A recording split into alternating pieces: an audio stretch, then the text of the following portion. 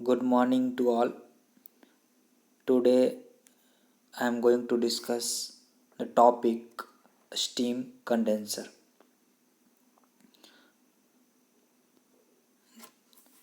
जो लोग मेरा चैनल SBT ई पाठशाला को सब्सक्राइब नहीं किए हैं, प्लीज़ सब्सक्राइब करें, लाइक करें और ज़्यादा से ज़्यादा शेयर करें।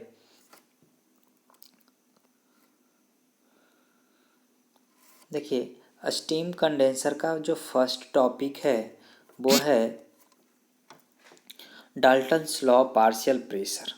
इसके बारे में एग्ज़ाम में पूछ सकता है आपको कि डाल्टन्स लॉ पार्शियल प्रेशर है क्या, या डेरिवेशन भी पूछ सकता है, explain about Dalton's law partial pressure 4 number में देगा तो इस तरह से भी पूछ सकता है, या derive the expression for Dalton's law partial pressure. तो उसके लिए हम लोग पहला टॉपिक ही था डाल्टन्स लॉ पार्शियल प्रेशर। तो कहता है इसमें कि it states that in a container in which gas and a vapor are enclosed। कहता है कि किसी एक कंटेनर में जो गैस भी है और प्लस में क्या है, वेपर है, क्या है, बंद किया गया है, इनक्लोज किया गया, भरा गया है। The total pressure exerted is, total जो प्रेशर होगा, पी जो टोटल होगा, टोटल प्रेशर एग्जर्टेड होगा वो sum of partial pressure of gas and partial pressure of vapour at common temperature. Partial Dalton's law partial pressure कहता है कि किसी कंटेनर में अगर गैस और वेपर भरा हुआ है तो उसमें उस वेसल में या उस कंटेनर का जो टोटल प्रेशर होगा बराबर होगा partial pressure of gas plus partial pressure of vapour. ठीक है, देखिए यहाँ पे नोमेनक्लेचर भी दिया हुआ लेट किया हुआ है कि जो स्मॉल टी है वो temperature of mixture of air and water vapour in a container in degree Celsius. T temperature दिया है। पी जो partial pressure of air, P का मतलब है partial pressure of air at temperature T. P का मतलब है partial saturation pressure of water vapour at temperature T. तो सैचुरेशन प्रेशर है और पी जो है टोटल प्रेशर है, तो इसको लिख सकते हैं क्या, पी बराबर P A plus P S. ठीक है, वही हमारा एयर का, गैस का और वेपर का, या पी ए को इस पी ए बराबर लिख सकते हैं P A plus P S, या पार्शियल प्रेशर ऑफ एयर बराबर total pressure minus saturation pressure, ऐसा भी लिख सकते हैं, इसमें कोई दिक्कत नहीं है। अब देखिए दूसरा कहता है कि in each constituent of a mixture, each constituent of the mixture in a container occupies the whole volume of a container at its individual pressure. Thus if the container air is removed, the water vapor will exert its own partial pressure but will occupy the entire volume of the container। मतलब है Dalton's law इसके लिए क्या कहता है, जैसे यहाँ पे देखिए भी, कैपिटल जो भी है वो वॉल्यूम ऑफ कंटेनर है, M is the mass of air, M is the mass of vapour steam present in condenser, और M is the total mass. V G जो है स्पेसिफिक वॉल्यूम और वी ए जो है स्पेसिफिक वॉल्यूम ऑफ एयर। तो Dalton's law ये भी कहता है कि जो टोटल वॉल्यूम होगा, वॉल्यूम इन कंटेनर होगा, the mass of the vapour और specific volume of the air का मल्टीप्लिकेशन होगा, या इंडिविजुअल लगेगा, इसमें कोई दिक्कत, यहाँ इंडिविजुअल प्रेशर बोल रहा है, और ऑक्यूपाई द इंटायर वॉल्यूम। तो वॉल्यूम होगा तो entire volume, mass of steam और स्पेसिफिक। तो ये दोनों को इक्वेट किए तो M A by M S बराबर V G V G by V M A, ये इक्वेशन हुआ। ठीक है, उसके बाद देखिए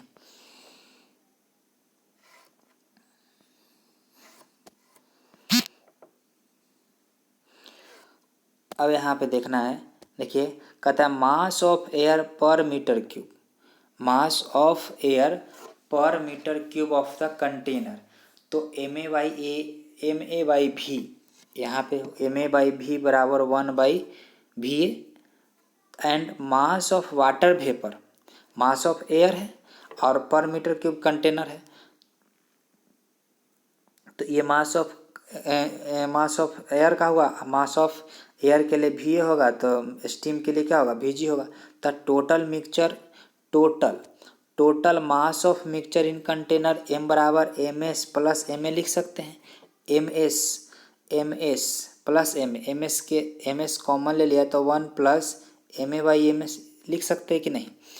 यहाँ से एम एस कॉमन ले लिया एम, तो M A by M S, M A by M S को हम लोग क्या लिख सकते हैं, M A by M S को V G by V S लिख सकते हैं। इस दोनों इक्वेशंस को मिला के अगर काम कर दें तो वी बराबर इक्वेट करके तो V G by V A भी लिख सकते हैं, या एम बराबर M A into 1 plus M S by M A also लिख सकते हैं, इसको भी लिख सकते हैं, या M A 1 plus V A by V G भी लिख सकते हैं। यहाँ से एम ए बराबर, तो ये हमारा यही है Dalton's law of partial pressure का डेरिवेशन। अगर क्वेश्चन आता है तो इस तरह से हम लोग इसको डिफाइन करेंगे।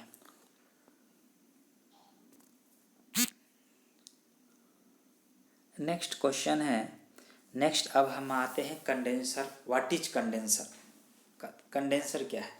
कंडेंसर है a steam condenser is a device और an appliance in which a steam condense and heat rejected by steam is absorbed by water।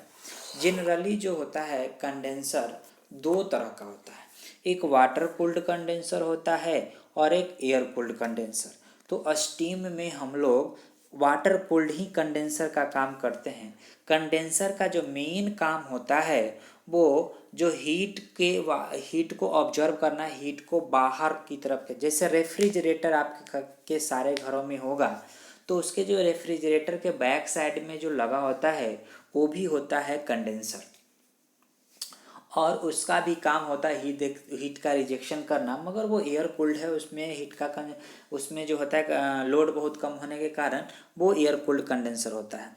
तो यही कहता है कि appliance in beach steam condenser and heat released by steam.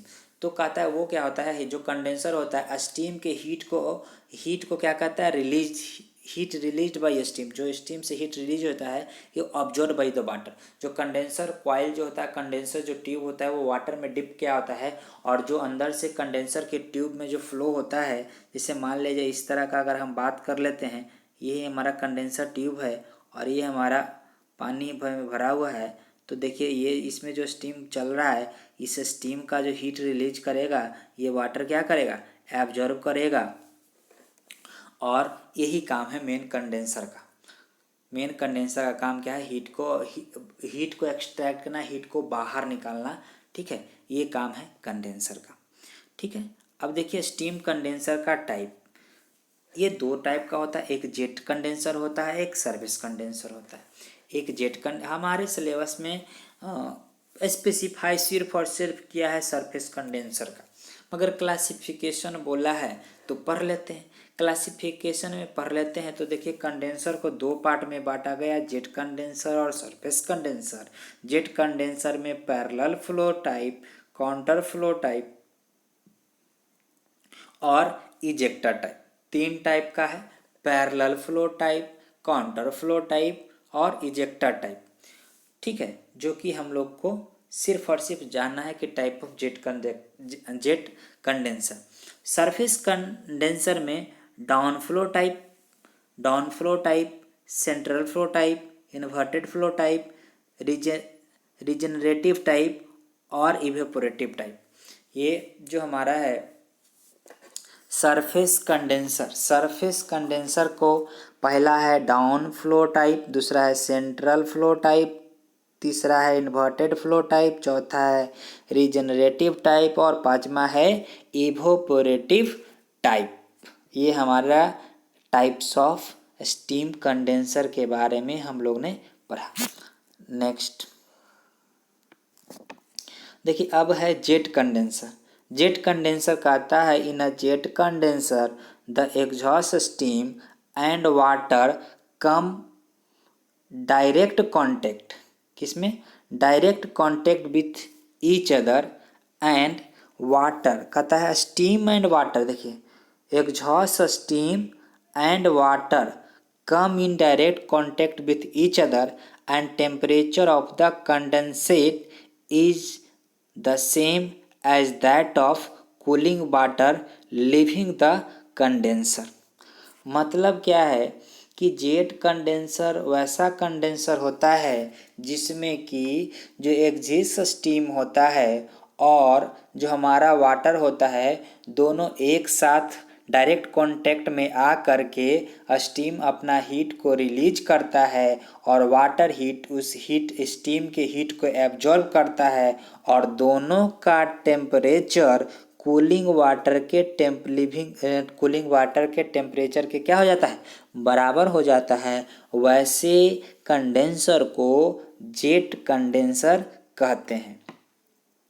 Surface condenser कहता है कि in surface condenser the exhaust steam and water do not come into direct contact. कहता है कि सरफेस कंडेंसर में जो एग्जॉस्ट स्टीम होता है वो डायरेक्ट कांटेक्ट में वाटर के साथ नहीं आता है और उसमें डायरेक्ट जो होता है हीट का इंटरचेंज नहीं होता है। देखिए, अब सरफेस टाइप जो हमारा कंडेंसर है उसका टाइप में एक टाइप है डाउन फ्लो टाइप। कौन? Down flow type. अभी हम लोग ने पढ़ा है down flow type. Down flow type जो हमारा है down flow type condenser. Down flow type condenser है जिसका जो हमको डायग्राम है वो हमको आ रहा दिख रहा है down flow type condenser. Down flow type condenser में देखिए इसका डोम शेप का स्ट्रक्चर है।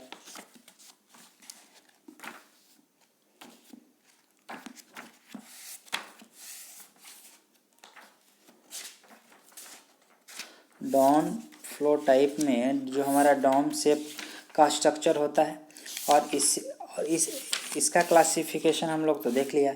उसके बाद इसमें जो है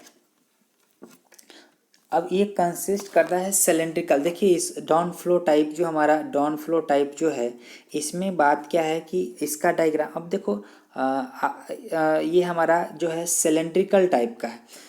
जनरली ऑफ जो ये का है सेल है, इस सेल है। देखिए ये ज़्यादा सेल जो कर रहा है वो सिलेंड्रिकल शेप का होता है। ये सिलेंड्रिकल शेप जैसा आपको दिख रहा है, ठीक है। जो सेल है वो सिलेंड्रिकल, देखिए ये जो सिलेंडर तो ऐसा ही होता है ना, तो वो सिलेंड्रिकल टाइप का क्या हो रहा है? दिख रहा है। अब देखिए इसका दो कवर प्लेट होता है। एंड में जो होता है जो कवर प्लेट होता है दो, देखिए इधर भी कवर प्लेट है और इधर भी कवर प्लेट है and furnished with number of parallel brass. और इसमें जो है देखिए 1 2 3 4 5 ये जो सारा है ये है नंबर, ये जो है ब्रास ट्यूब लगा होता है। ये बीच में जो क्या है ये ब्रास ट्यूब है। और देखिए ये कवर प्लेट हो गया, ये दोनों कवर प्लेट हुआ और ये बीच में क्या है ये जो है हमारा, इसमें हम क्या बोले थे आपको कि एग्जॉस्ट स्टीम एंड वाटर जो होता है डायरेक्ट कांटेक्ट में नहीं आता है। तो यहाँ पे डायरेक्ट कांटेक्ट में नहीं आ रहा है। अब देखिए कैसे आ रहा है। अब देखिए इसमें जो है इसमें है तो आप दोनों एंड में क्या होता है जो हमारा कवर प्लेट लगा होता है और कवर प्लेट है और उसमें बीच में जो होता है मिड पॉइंट में जो हमारा क्या है ये लगा हुआ है, ब्रास का ट्यूब लगा हुआ है। और कहता है कि जो बैफल प्लेट, एक देखिए यहाँ पे दूसरे इंड में जो है 2 इंड्स जो लगा हुआ था कवर प्लेट, तो एक इंड में बैफल प्लेट है। कहता है बफल प्लेट लगा होता है। बफल प्लेट सेपरेट करता है वाटर बॉक्स। वाटर, ये जो वाटर बॉक्स को सेपरेट करता है, बफल प्लेट जो होता है वो वाटर बॉक्स, ये देखो वाटर बॉक्स को सेपरेट किया into 2 parts, water inlet and water outlet में। वाटर इनलेट एंड वाटर, देखिए यहाँ पे ये जो बफर प्लेट है यही तो सेपरेट किया, यहाँ से वाटर इन हो रहा है और यहाँ से वाटर क्या हो रहा है, आउट हो रहा है। अब देखिए इसमें होता क्या है, तो वाटर इन, अब देखिए ये कंस्ट्रक्शन हो गया, इसमें ऊपर की ओर जो एग्जॉस्ट स्टीम है ये नीचे से आएगा और कंडेंस होके क्या होगा, ये बाहर नीचे चला जाएगा। अब देखिए वर्किंग कैसे होता है, देखिए जो वाटर होता है वो इस तरह से इनका, यहाँ से वाटर इनलेट है, यहाँ से वाटर, और ये अपर हाफ में किसमें, कहता है जो हमारा सेल है लोअर हाफ सेक्शन में, इसमें लोअर है, इस सेक्शन में क्या होता है, वाटर का फ्लो होता है। तो ये जो ट्यूब्स होते हैं हमारे, ये ट्यूब के थ्रू जो हमारा वाटर होता है इसमें जाता है, और ये जो इंड जो होता है कवर प्लेट जो होता है इसके थ्रू होते हुए इसमें जाता है, इस ट्यूब से सारे के सारे बाहर जाते। अब देखिए अब क्या है कि इधर से स्टीम आता है और वाटर का फ्लो ये ट्यूब के थ्रू हो रहा है।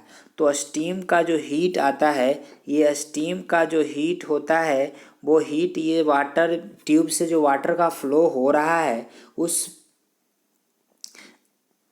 ये ट्यूब से जो वाटर का फ्लो हो रहा है, ये जो वाटर क्या होता है, ये हीट को एब्जॉर्ब कर लेता है, और ये हीट को एब्जॉर्ब करने के बाद ये हॉट वाटर इधर से वाटर आउटलेट क्या हो जाता है, बाहर निकल जाता है।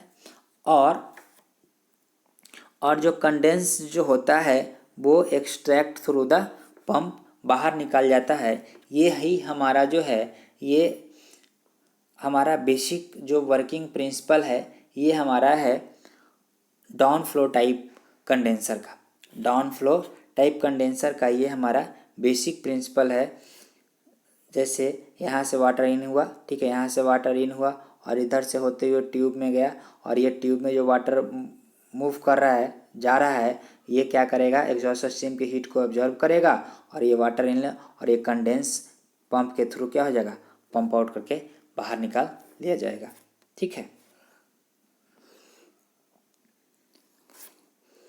अगर सिंपल अगर आता है सिर्फ एग्जामिनेशन में कि आप explain about the surface condenser, तो आप इसको डाउन फ्लो टाइप को कर सकते हैं। एक है सेंट्रल फ्लो टाइप, ठीक है। सेंट्रल फ्लो टाइप में भी क्या है, सरफेस कंडेंसर है तो डायरेक्ट कांटेक्ट में नहीं आएगा, एयर जंक्शन पंप है तो इसके, और ये कंडेंसेट पंप है तो इसमें भी सी प्रॉब्लम है, इसमें वाटर का सप्लाई किया जा रहा है, ठीक है। और इसमें क्या है कि ये एयर जंक्शन पंप है, ठीक है, और इसमें क्या है, सेंट्रली मूव कर रहा है, वाटर ऐसे से मूव कर रहा है और स्टीम इधर से क्या हो रहा है, आ रहा है, ठीक है। तो कह रहा है कि the suction pump of air extracted pump is located in the centre of the tube. तो कहता है पंप जो है सेंटर ऑफ, ये ट्यूब्स जितना जो दिख रहा है ये सब क्या है, ये ट्यूब्स हैं, गोल गोल जितना सर्कल टाइप का दिख रहा है वो सारे के सारे क्या हैं, ट्यूब्स हैं। और इसमें जो है फ्लो जो है, जो फ्लो है वो स्टीम का, ये रेडियल फ्लो होता है, which result in radial flow of steam. The waiter contact the outer surface of the tube and steam is जो।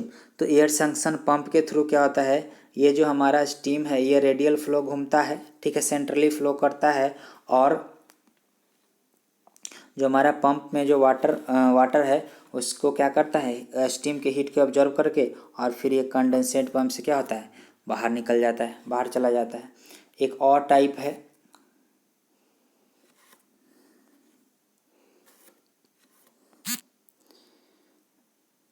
एक है एवोपरेटिव टाइप कंडेंसर। एवोपरेटिव टाइप कंडेंसर देखिए यहाँ पे एवोपरेटिव टाइप कंडेंसर एवोपरेटिव टाइप में है। इसमें भी देखिए यहाँ पे कूलिंग, ये यहाँ पे देखिए कूलिंग पॉन्ड है ना, कूलिंग पॉन्ड, ये कूलिंग पॉन्ड है। अब देखिए इसमें क्या है कि यहाँ से वाटर, ये देखिए इसमें क्या है, एवोपरेटिव टाइप में क्या है पहले क्या था कि ट्यूब में हम लोग वाटर को सप्लाई देते थे। इसमें क्या है कि ट्यूब में स्टीम को सप्लाई देते हैं और वाटर को स्प्रे कराते हैं। देखिए यहाँ पे ये कूलिंग पॉन्ड है ना, ये कूलिंग पॉन्ड है। कूलिंग पॉन्ड से वाटर पंप को लिया गया, पंप किया गया और यहाँ से कूलिंग वाटर यहाँ किया गया, यहाँ से स्प्रे किया जा रहा है वाटर को, ठीक है। और यहाँ से वाटर हो रहा है और देखिए स्टीम यहाँ से इनलेट किया, इसमें स्टीम ऐसे ऐसे मूव कर रहा है देखिए, और यहाँ से कंडेंस आउटलेट गया। तो अब देखिए स्टीम जो इनलेट हुआ, ये स्टीम इनलेट हुआ तो उधर ऊपर से क्या अब वाटर है, तो वाटर का जो स्प्रे हो रहा है तो वाटर क्या होगा अब देखिए, तो स्टीम हीट को स्टीम जो होगा हाई टेम्परेचर पे होगा तो वो जो हमारा होगा एवोपरेट होना चाहिए, मतलब वो हीट को रिलीज करना चाहेगा। और जब वो हीट को रिलीज करना चाहेगा तो वाटर उसको ऑब्जर्व करेगा, और वो जो ऑब्जर्व करेगा तो ये स्टीम क्या होगा, कंडेंस हो जाएगा, और स्टीम एवोपरेट कर कर वो कंडेंस हो जाएगा और वो स्टीम क्या हो जाएगा, वाटर बन जाएगा। और यहाँ से ग्रिड ट्यूब से होते हुए ये कंडेंस आउटलेट की तरफ क्या हो जाएगा, चला आएगा। और ये जो फिर जो ये जो कूलिंग वाटर रहता है और ये सब वाटर जो कंटिन्यूसली गिर रहा है ट्यूब पे, और वो किस में स्टोर हो जाएगा, कूलिंग पॉन्ड में स्टोर्ड हो जाएगा। इस तरह से ये सिंपल जो है हमारा है प्रिंसिपल है किसके बारे में, एवोपरेटिव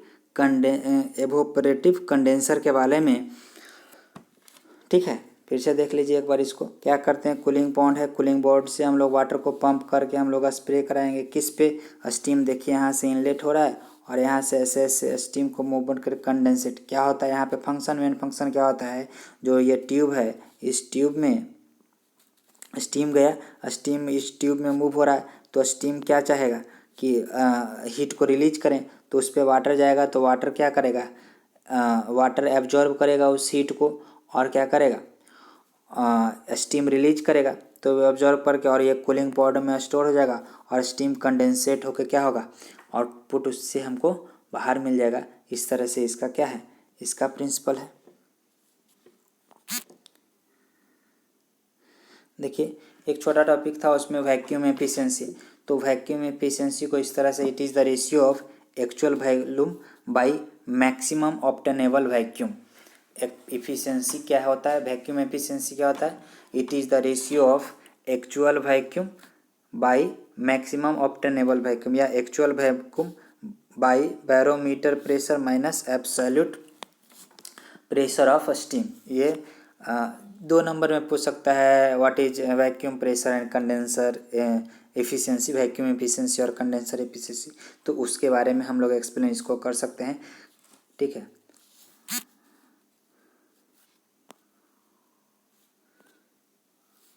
उसके बाद कहता है कंडेंसर एफिशिएंसी।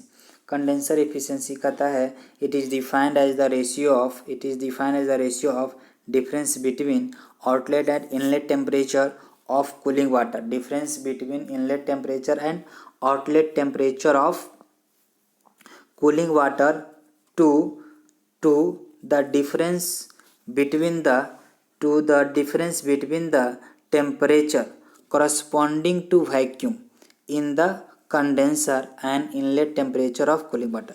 यानी देखिए डिफरेंस है था rise in temperature of water, लिखा ना, rise in temperature of cooling water divided by temperature corresponding to vacuum in condenser minus inlet temperature of cooling water, या rise in temperature of cooling water divided by temperature corresponding to absolute pressure in the condenser minus inlet temperature of cooling water।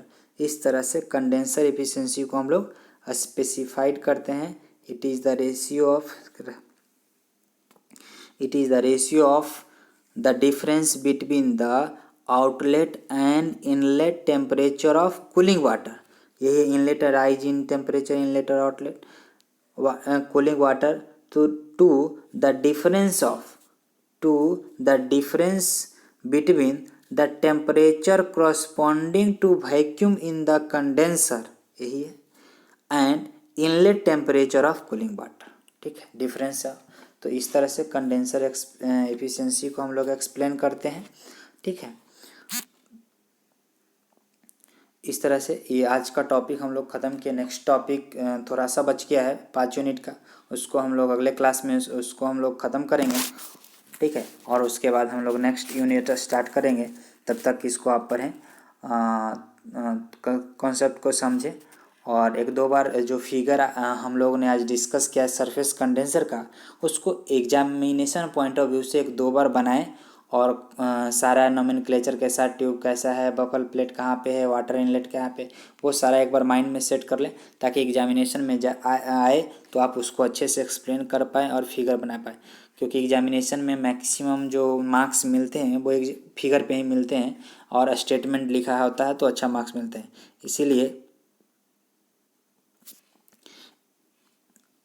इसीलिए आप जो है